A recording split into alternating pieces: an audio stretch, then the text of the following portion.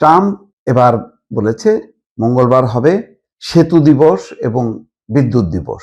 ইতিমধ্যে সমস্ত ট্রেন আগামী 12 ঘন্টা ইসরায়েল বলেছে যে স্টেশন ত্যাগ করতে এবং ট্রেনের ধারে কাছে না থাকতে।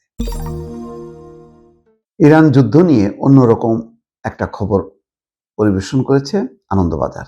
সেখানে বলা হচ্ছে যে ট্রাম্প এবার বলেছে যে মঙ্গলবার হবে সেতু দিবস এবং বিদ্যুৎ দিবস। কেন? ইরানে সকল সেতু উড়াই দেওয়া হবে এবং সমস্ত বিদ্যুৎ কেন্দ্র উড়াই দেওয়া হবে এবং তার বিপরীতে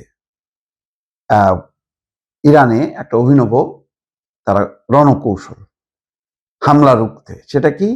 ট্রাম্পের বেঁধে দেওয়া সময়সীমা এগিয়ে আসতেই সব বিদ্যুৎ কেন্দ্রে মানববন্ধনের ডাক দিয়েছে। তরুণরা এই মানববন্ধনের ডাক দিয়েছে। তারা বিদ্যুৎ কেন্দ্রের চতুর্দিকে ঘেরাও করে রাখবে, অর্থাৎ যাতে আমেরিকা বা ইসরায়েল মানুষ অবস্থান করছে এই বিবেচনায় যাতে বিদ্যুৎ কেন্দ্রে হামলা না করে। ইতিমধ্যে সমস্ত ট্রেন আগামী 12 ঘন্টা ইসরায়েল বলেছে যে স্টেশন ত্যাগ করতে এবং ট্রেনের ধারে কাছে না থাকতে। তো একই ঘটনা, তারা হামলা চালাবে বিদ্যুৎ কেন্দ্রে এবং বিদ্যুৎ কেন্দ্র রক্ষা করতে মানববন্ধন গড়ার ডাক দিল তেহরান। হরমুজ প্রণালী নিয়ে আমেরিকার হুমকির পর বিদ্যুৎ কেন্দ্রগুলো হামলার আশঙ্কা করছে ইরান। সেই আশঙ্কা থেকে এবার মানব শৃঙ্খল গড়ে দেশের গুরুত্বপূর্ণ বিদ্যুৎ কেন্দ্রগুলিতে হামলা রুখতে চাইছে ইরান। কিন্তু ইসরায়েল এবং আমেরিকার যে মানসিকতা, তাতে লোকজন ঘেরাও করে আছে বিদ্যুৎ কেন্দ্র রক্ষা করার জন্য, সেই কারণে তারা বিদ্যুৎ কেন্দ্রে হামলা করবে না, এটা কি বিশ্বাস করা যায়? আমার কাছে বিশ্বাস করা যায় না। কিন্তু এটা একটা আন্তর্জাতিক মহলকে দৃষ্টি আকর্ষণ হয়তো তারা করতে চায় যে দেখো, এত আমরা মানববন্ধন করে সেই বিদ্যুৎ কেন্দ্রের অবস্থান নেয়ার পরও সেই বিদ্যুৎ কেন্দ্রে হামলা করা হলো এবং এত মানুষ মারা গেছে।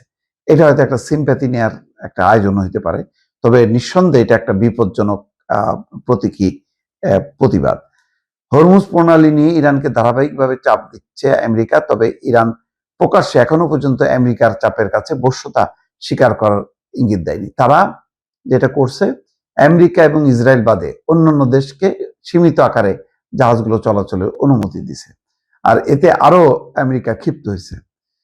তো আশঙ্কা করা হচ্ছে যে আমেরিকা হামলা করতে পারে এবং ইরানের সকল গুরুত্বপূর্ণ বিদ্যুৎ কেন্দ্রের সামনে মঙ্গলবার স্থানীয় সময় দুপুর 2টা থেকে জমায়েতের ডাক দিয়েছে ইরানের ক্রীড়া এবং যুব মন্ত্রণালয়। ট্রাম্প হরমুজ খোলার জন্য সময়সীমা বেঁধে দিয়েছেন।